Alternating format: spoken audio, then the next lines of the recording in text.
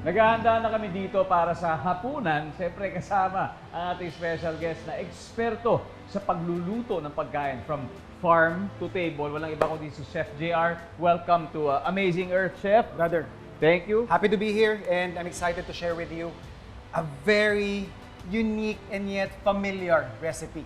Yun, ako. Alam nyo, lahat tayo gusto na nating malaman yan. Balita ko, bangus kasi yung ulam natin. Pero alam nyo, pag nagluto ng bangus, laging may kakaiba sa recipe, di ba? Pero ngayon, ano ang kakaiba dito sa gagawin natin? Bibigyan ko kayo ng napakadaling recipe and yet very familiar sa marami sa atin. A pinais dish, pero this time, gagamit ako ng talbos, dahon ng mangga, and this is very underutilized and napaka-healthy ingredient ito. Malamang na-try nyo na magluto ng pinais na isda gamit ang dahon ng saging. Pero, dahon ng mangga? Narito si Chef J.R. Royal para turuan tayong magluto niya.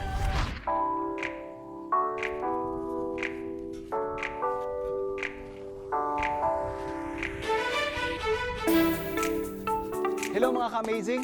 At eto, gagawa tayo ng isang classic Filipino favorite na pinais dish. But, ang gagamitin natin this time is imbes na dahon ng saging, hindi natin ito madalas ginagamit. Kaya, I thought of ipakilala sa inyo ang talbos, dahon ng mangga.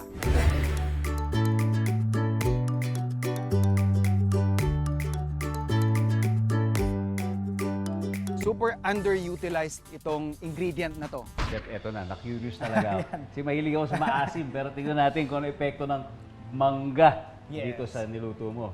Siguro yun yung trick part doon. Your mind would say na maasim yung kakainin natin. But it's actually not kasi yung dahon natin is very neutral lang yung flavor niya. So, kung gusto mong lagyan ng pampaasim, definitely pwedeng-pwede. Pero ito, dahil pinais siya, salt and garlic lang talaga ito. Ganun lang, ha? Yes, sir. So, ito. Ito, yung dahon naman na to, pwede kainin. Yes po. Edible siya and healthy. Yan na yun. Okay.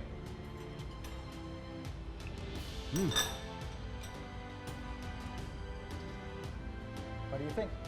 Yung kakaibang texture din siya. Yes. Pero bangus na bangus. Kanin na, please. Kanin. I want to be more interested about ano ba yung nutritional value nito. May nakukuha ba siya? Yes. Kasi siyempre ang mangga, rich in vitamin C yan, di ba? Yes. Yan, marami rin siya. Vitamin C, A and B. Meron din siya noon. And of course, mga antioxidants. Yun. So, yun yung mga some of the benefits that you can ingest literally just by using this very humble ingredient.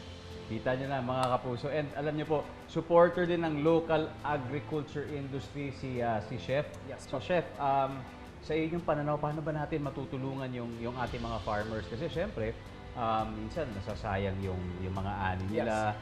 Kung di naman nasasayang, nabibili ng sobrang mura yung mga ani nila. Yun nga po eh. Ano bang pananaw nyo dito? What I would suggest is, or the very least that we can do as consumers would be buy local. Napaka-practical nun. I'm sure kung saan man probinsya ka nakatira ngayon, meron at merong farm na malapit dyan. Know them, have a relationship with them, buy from them. Yun yung not necessarily naman cutting yung mga avenues of revenue for other people like the middlemen. Yes. But iba kasi pag yung tayo mismo yung tumatangkilik sa produkto nila. Maybe we should learn how to plant and siguro harvest our own produce. Do it ourselves. Yes, sir. Pwede yun, do Diba? it ourselves. I think that's the Oo. most practical approach. Sa the comforts of our backyards. Opo. Di ba? Pati nga mismo sa loob ng bahay, pwede rin siguro yun. And I think what's great about that is not only that you're concentrating on your health, kasi feeling ko, and there are scientific numbers that we could refer to, na it actually changes your entire lifestyle. Yes, your physical health benefits from this, but yung mental health din natin natutulungan, and of course, yung impact natin sa environment. Yun yung napakahalaga. Kaya Chef, maraming salamat. Bukod sa meron tayong bagong natutunan na napakasarap, and dami rin naming natutunan mula sa iyo tungkol sa mga bagay na ito. Kaya Yes, maraming salamat. Mabuhay ka. Isa kang amazing Earth hero. Always a pleasure. Thank you. Balik tayo dito. Yan, buta po sila natin to. Siya na ako, sir. Ayan, no? Aba? Ayan. Actually, ulo yung paborito ko dito. So, tsaka pair mo with the mangoes. Para ma-elevate pa lalo natin yung